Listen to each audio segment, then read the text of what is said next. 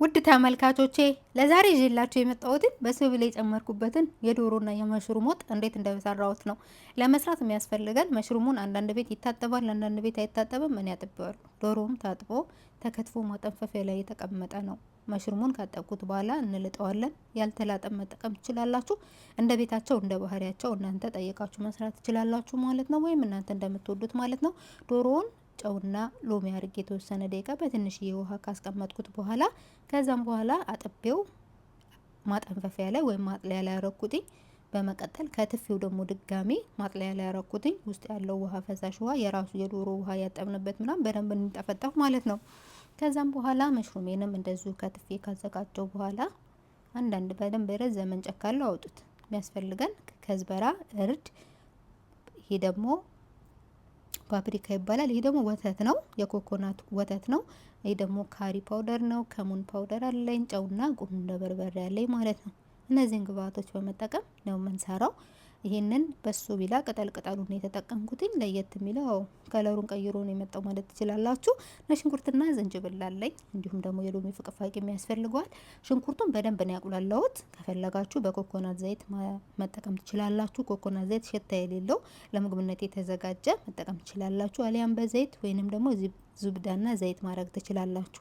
አሁን የጨመርኩት ነጭ ሽንኩርት ነው። ሽንኩርቱን በደንብ ካቁላላችሁ በኋላ ነጭ ሽንኩርት አድርጉበት። ነጭ ሽንኩርቱን በደንብ ካቁላላችሁ በኋላ ከዛ ዶሮ ነው የምናደርገው። ዝንጅብሉን በዚህ ነው የፈቀፈኩትኝ።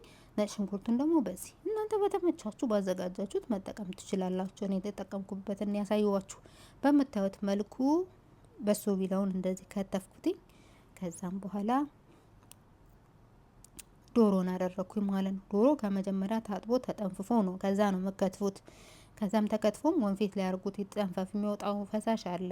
ከዛ በደንብ እንደዚህ ሽንኩርቱ የበሰለው ሽንኩርትና ሽንኩርት ላይ የበሰለው ላይ ዶሮ አረኩ። ከለሩ ቀየር ሲልልን የዝንጅብል ፍቅፋቂ፣ ይሄ የፈቀፈኩትን ዝንጅብል የሎሚ ፍቅፋቂ እናደርግበታለን። ከዛ መሽሩም እናደርግበታለን ማለት ነው። መሽሩም የከተፍነውን መሽሩም ሎሚውን ስፈቀፍቁ ቆዳውን ከላይ ብቻ ነው እንጂ ወደ ነጩ ድረስ ዝቅ ብላችሁ አትፈቅፍቁ።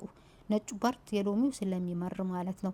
መሽሩሙን ካደረግን በኋላ ደግሞ ቅመማችንን እናደርጋለን። ጨው ነው ያደረኩት በትንሿ ማንኪያ አንድ ይበቃችኋል። ጨው እንዳስፈላጊነቱ ቀምሳችሁ ማስተካከል ትችላላችሁ። እንደገና ሩብ ማንኪያ የምትሆን በትንሿ ማንኪያ ሩብ የምትሆን እርድን የጨመርኩበት።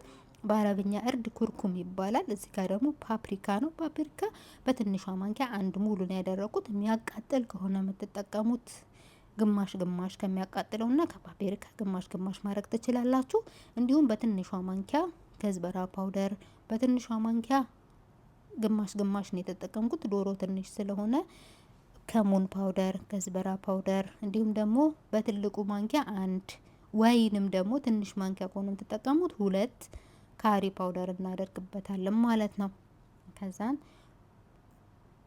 ያቻት የተጠቀምኩባትን ማንኪያ ያቻት በጣም ጥንጥዬ ሳትሆን መካከለኛ ትንሽ ነች ማለት ነው። እንዳስፈላጊነቱ ቅመማችሁን እንዳይበዛባችሁ በአይናችሁ መጥኑ። የማንኪያችሁ መጠን ስለሚለይ ማለት ነው። እንደዚህ ገልበጥ ገልበጥ ካረግን በኋላ አንድ ማንኪያ ፈርኖ ዱቄት እናረግበትና እና አንድ ላይ እናቁላለዋለን ማለት ነው።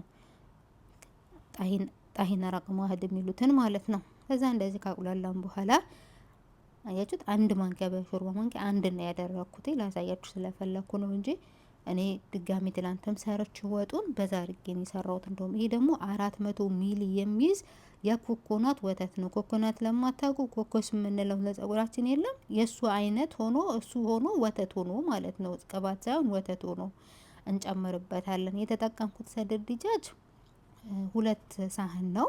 እንግዲህ መጠኑ እንዳያችሁት ነው፣ ትንሽዬ ነው። መሽሩሙም እንዳያችሁት ነው። 2 የተጠቀምኩትኝ 2 4 ማለት ነው። ያው መጠኑን በአይናችሁ ገመታችሁ። ብዙ ከሆነ መሰሩት ሌሎቹን ዝንጅብሉንም ሽንኩርቱንም ቀይ ሽንኩርቱ ሁሉም በዛ አርጋችሁ ተጠቀሙ። ካቅላላም በኋላ ክሬሙን ከተንተከተብኩ በኋላ ሌላም ኩኪንግ ክሬም አረግበታለሁ። መጨረሻ ላይ ነው ይሄንን እንትን የምታረጉት። ይሄ ቅጠሉን ይሄ ምንድነው በሶ ቢላው ሊወጣ ሲል መጨረሻ ላይ ነው የምናደርገው። እናጠፋዋለን። ከዛም በኋላ ታቀርቡታላችሁ በማቅረቢያ ሳህን። እንደገና በራሱ በቃሪያና በሶ ቢላ ዲኮር አረኩት። ይሄ ደግሞ የምታዩት በድጋሚ የሰራሁት ነው ትላንትና። በጣም አሪፍ ነበር። የዚህን የሰላጣ አይነት ደግሞ በሌላ ጊዜ ማሳያችሁ ይሆናል። ይሄው ነው በሱ ቢለው ከላይ እንጨቱ ማለት ነው። ብስሚላ ማሻአላ። ላይክ ሼር ማድረግ አትርሱ። ሰላም አለይኩም ወራህመቱላህ